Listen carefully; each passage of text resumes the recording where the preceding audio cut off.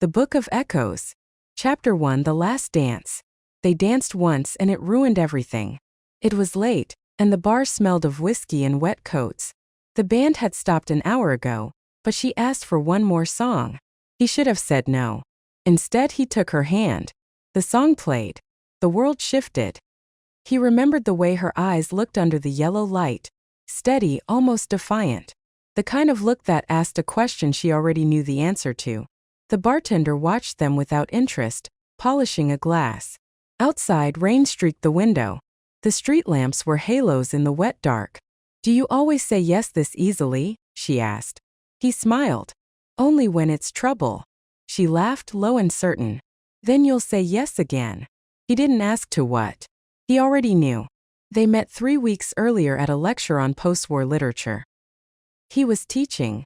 She was a visiting scholar from Maine. Her name was Claire Madsen. She spoke about silence in Hemingway, how the absence of words could hold more than dialogue ever could. He'd listened from the back row, arms crossed, liking the way she paused before certain phrases, as if measuring their weight. Afterward, she came up to him, notebook in hand. "You didn't agree," she said. "I saw your face."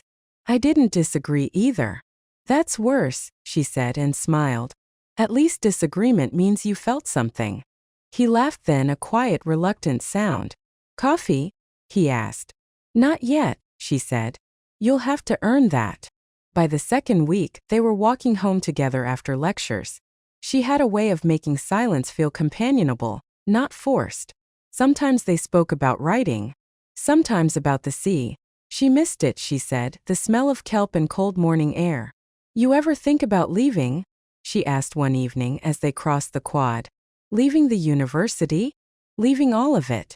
Teaching, conferences, the same dinners with the same people saying the same clever things." "Sometimes." "And I stay." "Why?" He thought for a moment. "Because it's easier than starting over." She nodded. "That's a terrible reason." He knew she was right. That's what made him like her more. The night of the dance, there was a reading at a small cafe near the river. A few poets, 2 of them younger than his students. Claire read last. Her voice was clear without tremor. She read something about distance and desire, the kind of poem that could be about anyone and everyone at once. When she finished, people clapped softly, as if not to break whatever lingered in the air. Afterward, they walked to the old bar by the bridge. The rain had started, soft at first, then harder. Inside, it was warm and dim. There was a piano against the wall, a relic from a better decade. The bartender knew him and nodded, as if to say, "You again." They talked about nothing important, about the reading, the rain, the whiskey. He told her about his first job in Chicago, about how he once spent a year writing a book he never finished. She listened, elbows on the table, chin in her hands. "You still think about it?" she asked. "The book?" "Yes. Sometimes. Mostly when I'm drinking." She smiled. "Then you must think about it often." "More than I should." The clock above the bar said midnight. The band had already packed up, leaving their cigarette smoke and empty glasses behind. Claire stood, her coat draped over her arm. "Dance with me," she said. "There's no music." "There's always music if you want there to be." He hesitated. She raised an eyebrow. So he stood. The bartender put on an old record, slow and crackling. Something from before they were born. She stepped close, one hand on his shoulder, the other resting lightly in his. Her hair brushed against his jaw. He could feel her breathing, steady and sure. Outside, rain hit the glass like applause. "This is dangerous," he said. She smiled without looking up. "Everything worth doing is." After the dance, they didn't say goodbye. They stood by the door, the air between them thick with what neither wanted to name. She reached for her coat, and he caught her hand. "Claire." "Yes. You'll be gone in a week." "I know." He wanted to say something else. Something that would make sense of it, but words felt clumsy, too heavy. So he let go. She opened the door. The rain fell harder now, cold and clean. She stepped into it without an umbrella, her hair darkening in seconds. He watched her go until she turned the corner.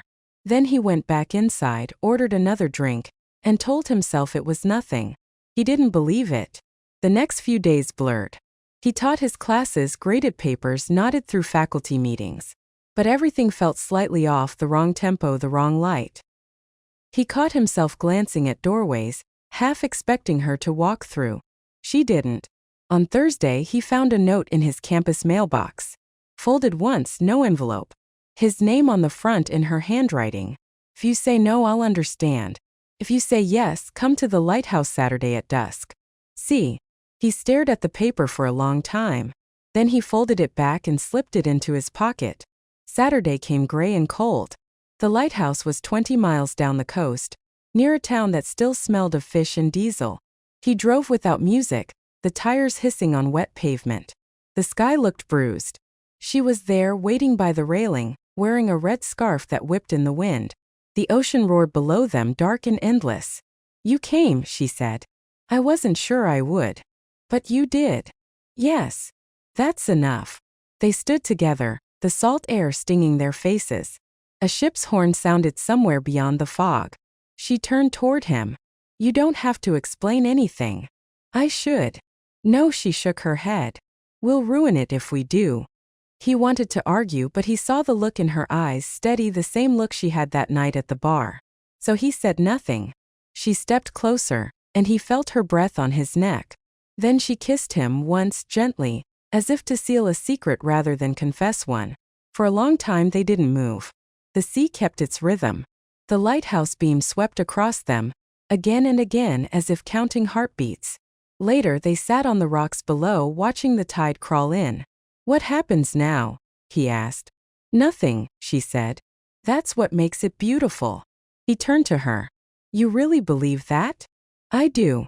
I don't. She smiled faintly. Then you'll suffer more than I will. He looked out at the horizon. Maybe that's fair. They stayed until the light faded.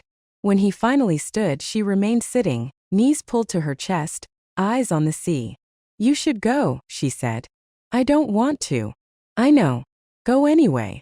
He reached out, brushed her hair back. Will I see you again? Probably not. That's not an answer. It's the only one that doesn't lie. He nodded, though his chest ached. Then he walked back up the path to the car. Halfway there he turned around. She was still sitting on the rocks, small against the vastness of the water. He wanted to call her name. Instead he memorized the shape of her, the red scarf, the curve of her shoulders, the space she took up in the world, and drove away. That night, he dreamed of the dance again. The same song. The same light. Only this time when the music stopped she didn't let go. He woke before dawn, sweating, the sound of rain against the windows. He sat on the edge of the bed, head in his hands, trying to steady himself. The room felt empty in a way that had nothing to do with space. On the nightstand, her note lay unfolded. The ink had blurred slightly, as if it had absorbed the air itself. He traced the lines with his thumb until the letters smudged. Then he put it back, careful, like a fragile relic. He didn't sleep again. Monday morning, the department chair mentioned that Claire had left early. Some family matter, he said. Temporary. Maybe permanent. The words barely registered. He walked to the library, sat in the corner where she used to read. The same desk, the same smell of dust and paper. He opened his notebook, wrote her name once at the top of the page, then closed it. There was nothing else to say. Outside, the first snow began to fall. Slow, uncertain flakes drifting past the tall windows. He thought of the sea, of the red scarf, of the way she said go anyway. He didn't know what he'd do with any of it. But he knew it would stay.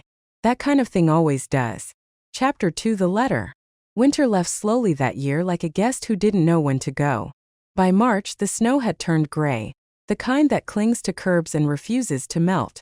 The air smelled of thawing earth and old smoke. He walked to campus every morning the same way, coffee in hand, collar turned up against the wind.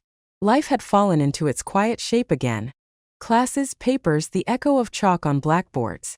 The students came and went, young, hurried, loud in the ways the young often are. He envied them sometimes, their certainty that everything ahead would be larger than what they left behind.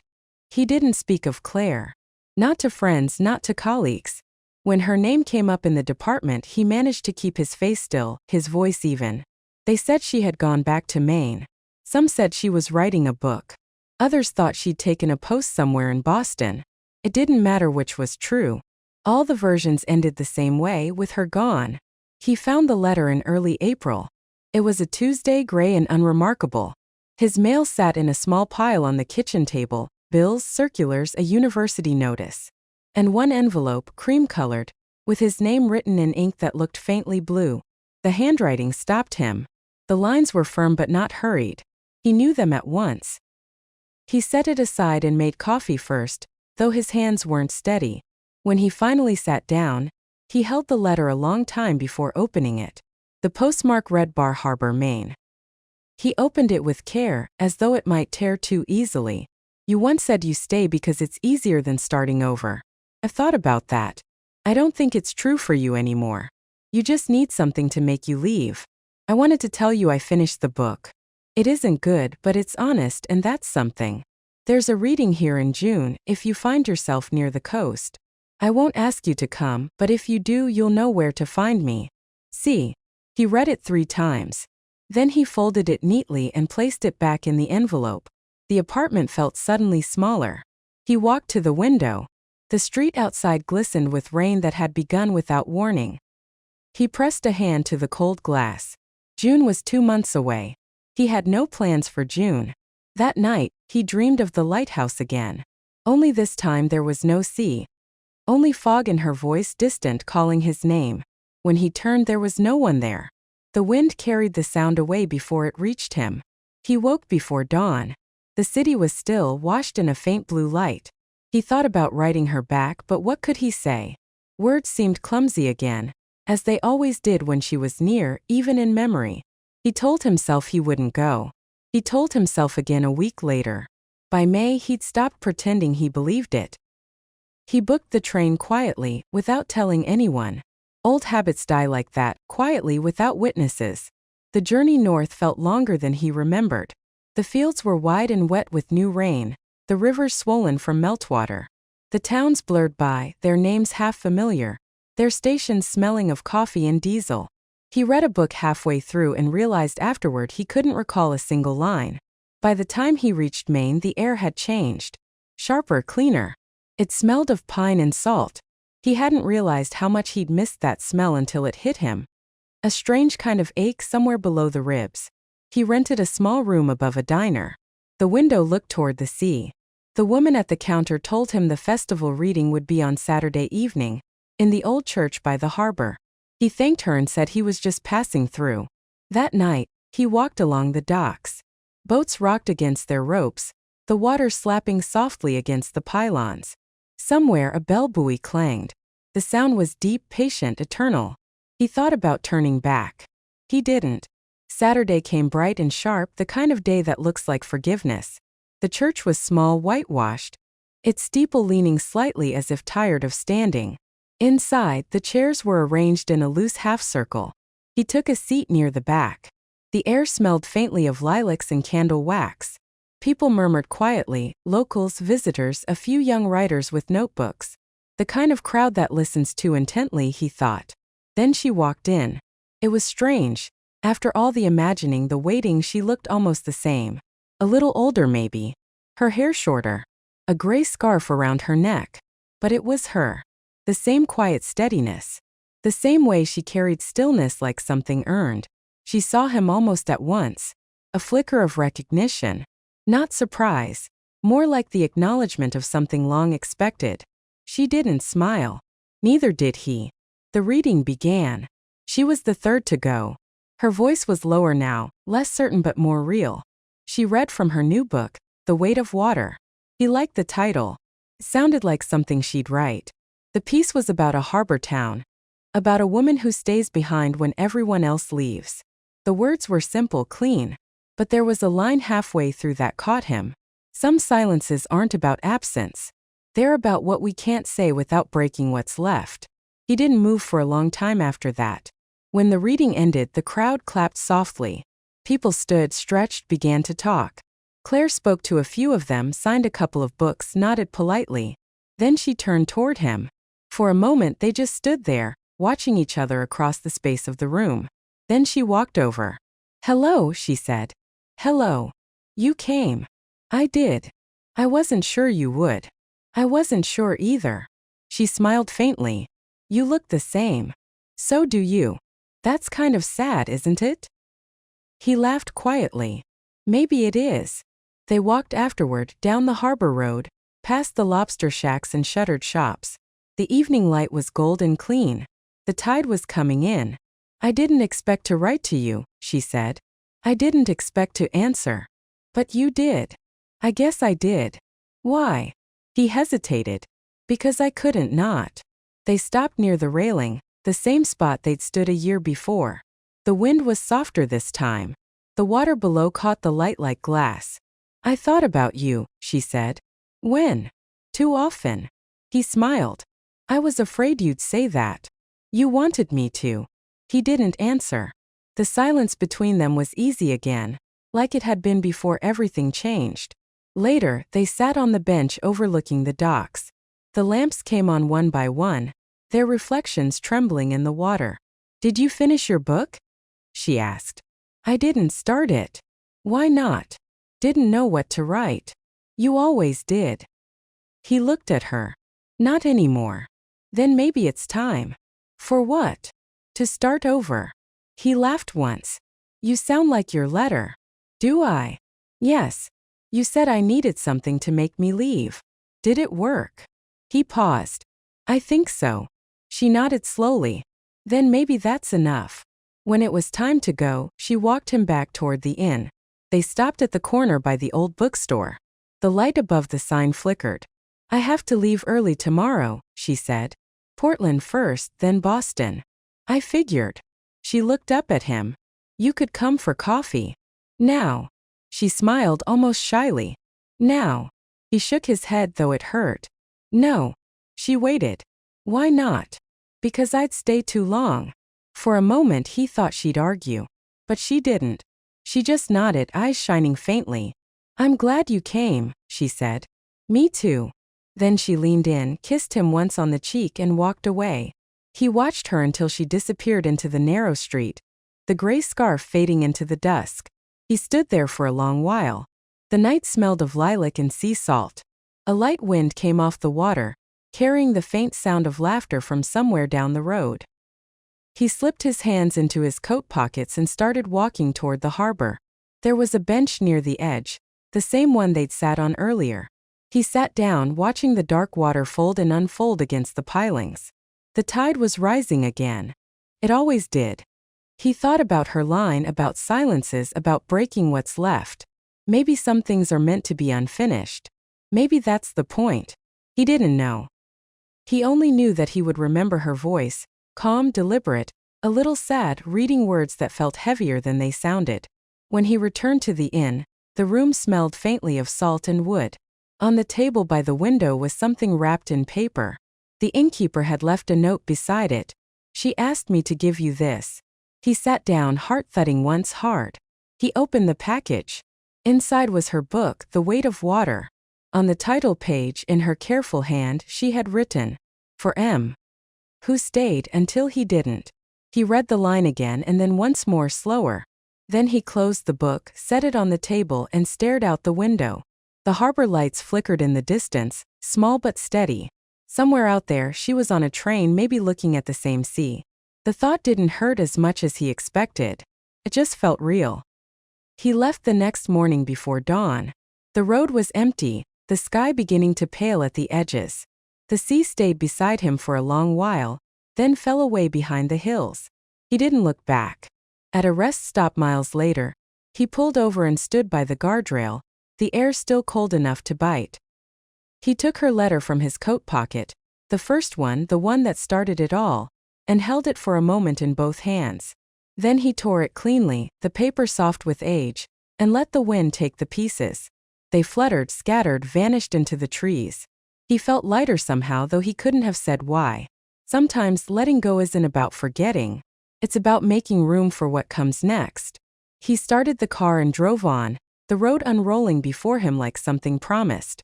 Chapter 3: The Visit. The first year after Maine passed quietly. He learned again how to live inside silence, how to fill it without forcing it. He taught his classes, mowed the grass, Learned the exact hour the sunlight fell through the kitchen window onto the floorboards. Sometimes he wrote in the evenings small things, a paragraph here, a memory there. Never enough to be a story.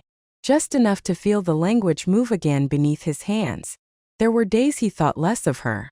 Not because the feeling was gone, but because it had settled like dust on a shelf that nobody wipes clean anymore. He'd see something in passing. A woman at the post office with her hair pinned the same way. A red scarf in a shop window, and feel a brief tug. A reminder that certain ghosts prefer to stay polite but visible. By November, he'd almost finished a new draft of something. Not a novel, not yet. Just scenes stitched together by mood. The university gave him a small office with a window that looked out over the river. He liked the view. It gave the illusion of movement while everything else stayed still. He didn't expect anyone that Saturday morning.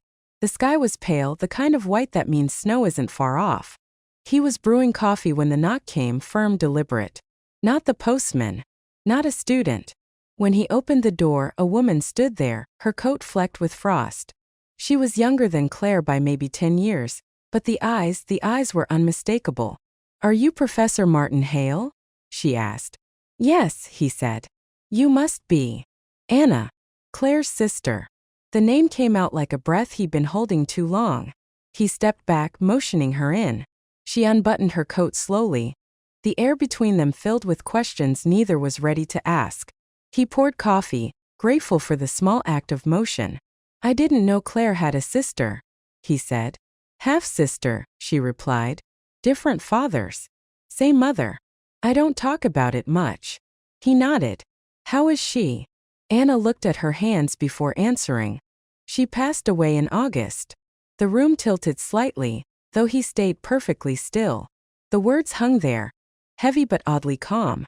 "She was ill for a while," Anna said softly. "Didn't tell many people. Didn't want anyone to fuss. She went quietly. In her sleep." He set his cup down carefully, the porcelain clinking against the table. The sound seemed too loud. "I'm sorry," he said. The words felt small. "I didn't know. She didn't want you to." He looked up then. "She mentioned me?" Anna nodded. "A few times. Near the end mostly. She said you'd understand why she left things the way she did." He leaned back in the chair, staring at the window. The world outside was soft and gray, the kind that erases all edges. "She was right," he said quietly. "I do." Anna reached into her bag and pulled out a small envelope. "She wanted you to have this," she said. "Said you'd know when to open it." He took it carefully. His name was written the same way as before, deliberate, sure, unhurried. He didn't open it. "Not yet. Do you want to sit for a while?" he asked. She nodded, grateful. He poured her another cup of coffee. "She told me you met by the sea," Anna said. "Yes. More than once. She always said the sea was her truest home. Even when she was a child, she'd run there after arguments. Said it listened better than people did." He smiled faintly. "It does." They sat in silence for a moment, listening to the faint hum of the radiator. "She had a way with quiet," he said finally. "She could fill it without a single word." Anna looked at him then, studying, measuring. "She loved you, you know." He didn't flinch. "I know. She said she never told you. She didn't have to." Anna smiled a little sadly. "You sound like her." He shook his head. "No. I only learned how to listen." When she left, the letter remained on the table. He didn't touch it for hours. He walked instead through the campus, past the frozen quad, the chapel steps, the library where they'd once sat together in silence. Snow began to fall in small, dry flakes. It was the kind of snow that didn't melt right away, that stayed on the cuffs of his coat and in his hair. He walked until the light began to fade, then turned home. Inside, the air smelled faintly of coffee gone cold. The letter waited, quiet and patient. He sat down at his desk and opened it.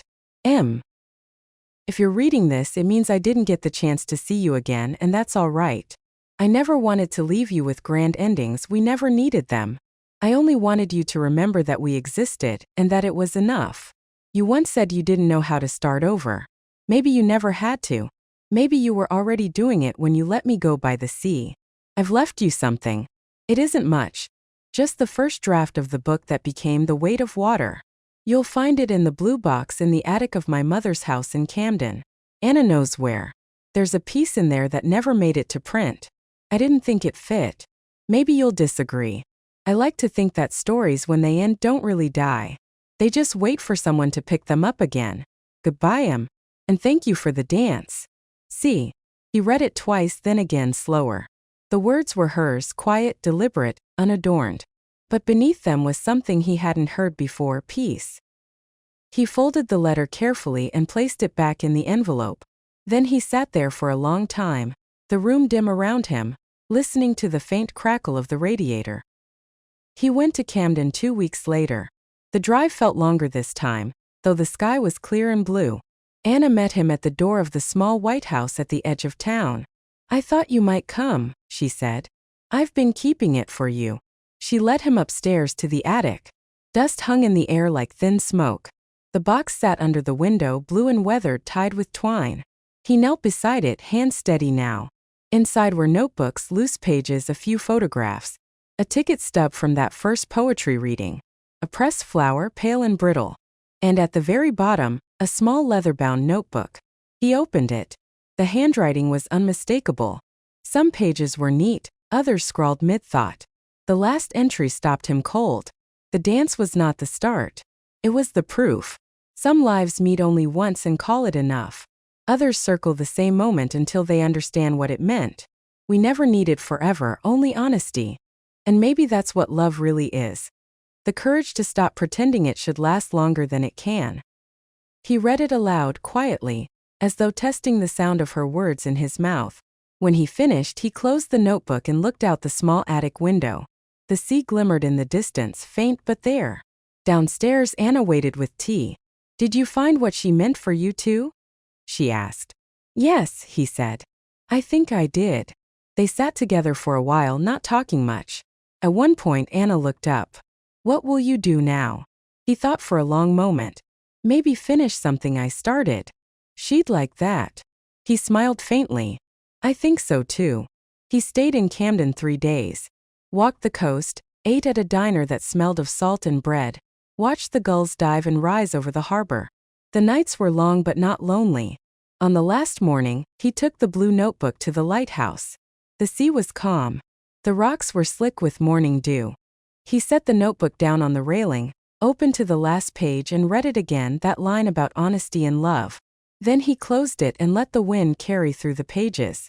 For the first time in a long while, he felt the quiet fill him, not as weight but as peace. He stayed there until the sun broke through the clouds, then turned back toward the road. On the drive home, he didn't turn on the radio. He didn't need to. The rhythm of the tires on the wet pavement sounded like a slow song, one he already knew by heart. Chapter 4: The Walk Home. The first snow came early that winter. Fine powder, more a suggestion than a storm. The kind that melts when it lands, leaving the world damp and new-looking.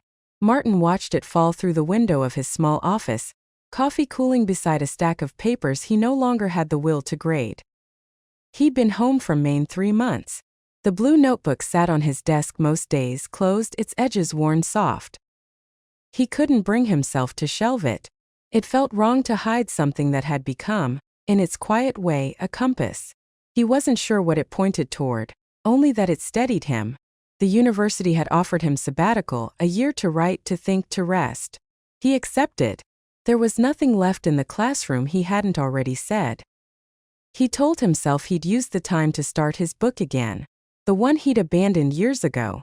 The one she'd once asked about. So he did. Slowly, awkwardly, the way a man relearns walking after forgetting his balance. He began with mornings, early, before the town stirred. He'd sit by the window and write while the light changed. Not stories, not yet. Observations. A line about the color of frost. The sound of someone's boots on wet pavement. The way silence shifts when snow begins to fall. It wasn't much, but it was enough to begin. By February, he'd fallen into a rhythm. Walks in the afternoon. Writing in the morning. Tea at night. He spoke to no one unless necessary. He didn't need to. One evening he saw a student he used to teach, Laura something, walking her dog near the river. She recognized him and waved. Professor Hale? He smiled. Just Martin now.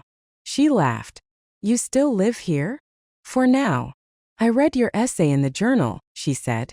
The one about memory and silence. You read that? Everyone did. It felt honest. He thanked her. They spoke for a while about nothing in particular: books, the cold, how the river always seemed to move slower in winter. Before leaving, she said, You should write more. There aren't many who still make things feel real. He watched her go, the small dog bounding through snowdrifts, and thought maybe she was right. That night he opened the blue notebook again. Claire's words stared back at him, soft and steady. We never needed forever, only honesty. He copied the line onto a clean page in his own notebook. Then another beneath it. The book I never finished isn't about loss. It's about what survives it. He wasn't sure whose thought that was, hers, his, or something between them. But it felt right. March came with wind and thaw. The river broke open, dark water cutting through white. On one of his walks, he found himself near the old bridge, the same bar where they'd once danced. The building was still there, though the sign had faded. Inside, the air smelled of beer and time. He sat at the same table, ordered whiskey, and listened to the low murmur of strangers. The piano in the corner hadn't been tuned in years. Still, someone played a few slow notes, hesitant, searching. He looked at the empty floor where they'd danced. The memory came easily now, without ache. Just light, that soft yellow, the rain outside, the sound of her laughter against his shoulder. He raised his glass slightly, not as a toast but as acknowledgement. Then he drank and left before the song ended. That night he couldn't sleep. The room felt too still, the silence pressing close. He walked outside, coat over his shoulders, and followed the road toward the river. The moon hung low, the snow glowing faintly under it. At the edge of the bridge he stopped. The water below moved slow and black, carrying fragments of ice like broken mirrors. He thought of the letter she'd written, the one that ended with "Thank you for the dance." He whispered it once, quietly, to the dark water. "Thank you." Then he turned and began the long walk home. Halfway there he realized he wasn't cold anymore. The air had changed, softer, almost kind. The wind carried the scent of wood smoke from somewhere up the hill. He listened to the sound of his boots on the road, the slow crunch and slide of snow giving way beneath each step. He thought about all the things that never quite end: grief, love, memory. How they don't fade, just change shape, become something you carry differently. He stopped under a street lamp, the light spilling gold across the snow. For a moment he saw her there. Not as she was, but as the quiet presence she'd left behind. He didn't speak, didn't move, just stood, hands in his pockets, letting the silence fill the space between them. When he finally started walking again, the sound of his footsteps seemed to echo less. In April he finished the book. Not the same one as before, something smaller, quieter. It began with a single line. "We danced once and it ruined everything." He wrote until dawn, the words coming clean and spare, the way she'd taught him to write, with honesty, not effort. When he was done he sat back, listening to the early birds outside, and felt something close. Not joy exactly, but its older cousin, peace. He titled it The Walk Home. Weeks later, he mailed the manuscript to a friend in New York, an editor he hadn't spoken to in years. He didn't expect much. The act of sending it was enough. That evening he went for a walk. The air smelled of rain and lilac. Students were graduating. Laughter spilled from the quad, bright and careless. He walked past them, smiling faintly at their joy. The river glowed under the last of the light. He stopped at the railing, hands resting on the cool metal, and watched the current move steady and sure. He thought of her again, not with longing now but gratitude, for the dance, the silence, the letter, the way her absence had given him something to carry forward. He whispered it again, to no one in particular. "Thank you." And then he turned toward home, the street stretching out ahead of him, wet and shining as if just washed clean. He walked slowly, each step light and certain, the night folding gently around him. Final chapter, the Book of Echoes. The first copies arrived in plain brown boxes, stacked by the door like forgotten luggage. Martin stood for a long time before opening them. The label read The Walk Home, his name beneath it in small spare print. He ran his hand over the top box. The cardboard was cool and smooth under his fingers. He didn't rush. There was no one to show it to, no applause waiting. Just the morning light through the kitchen window, quiet and gold, and the kettle beginning to hum on the stove. He made his tea, sat down, and finally opened the box. The book smelled faintly of paper and ink, that dry, clean scent that never lies. The cover was simple, gray-blue, a faint outline of a road fading into mist. He smiled at the title. He hadn't chosen it alone. She had written it once years ago in the margin of a letter. Every ending is a kind of walk home. He turned the pages slowly, listening to the soft crackle of the spine. Each sentence felt both his and not his, as if he'd borrowed the voice of someone he used to be. The dedication read, "For the one who taught me silence is also a form of love." A week later, the first letter arrived. Not from the publisher but from a reader. It was handwritten, folded twice, the ink slightly smudged. A woman from Vermont, retired, who said the book had reminded her of the ache that stays when the music stops. She wrote, "It made me feel less foolish for remembering someone I lost 40 years ago." He read it twice, then placed it gently in the drawer beside Claire's notebook. Letters kept coming, from professors, widows, old lovers, quiet men who never wrote to anyone. The postman started to joke about it. "You've stirred something up, Professor." Martin smiled. "Maybe I just reminded them it was still there." By summer, the book had traveled farther than he'd ever thought it would. He received a note from a university in Chicago inviting him to speak. First he said no. The idea of standing before strangers again, of speaking her name aloud, felt too close to reopening something that had finally settled. But one morning, while watering the small plants by the window, he heard himself say, "Yes." Surprised him, but it also felt right. The hall in Chicago was full, though the world outside was hot and restless. He stood behind the podium, the lights soft on his face. His notes lay untouched. He looked at the crowd, old faces, young faces, eyes waiting not for wisdom but for truth. He began simply, "This book started as a letter I never meant to send. It became something else, a way to understand how love changes form but doesn't vanish. I used to believe silence was the end of things. Now I know it's where the echoes begin." He told them about Maine, about the dance, about the storm and the quiet that followed. Not her name, not the details, only what mattered. That sometimes one brief, unfinished thing can shape a life more than years of certainty. When he finished, no one clapped right away. There was a stillness, not empty but full. Then the applause came, long and low, like the sound of rain starting up again after being gone too long. That night, in the hotel, he sat by the window with the city lights spilling across the glass. He thought of how she might have laughed at all this, at the idea of him, of all people, becoming someone's idea of a writer worth hearing. He imagined her voice, soft, amused. "You finally finished something, didn't you?" He smiled. "We did." Months passed. Autumn returned. The book settled into the world the way old songs do. Not loud, not forgotten, just waiting for someone to find them again. He began walking more, sometimes without purpose. He'd stop at the cafe near the river, the one with the cracked window and the quiet piano. The owner would nod, pour him tea, and leave him alone. On one of those walks he found something unexpected. A letter, unsigned, left in his mailbox, no return address. Inside, a single line. "Every walk ends where someone remembers you." He didn't know who sent it. He didn't need to.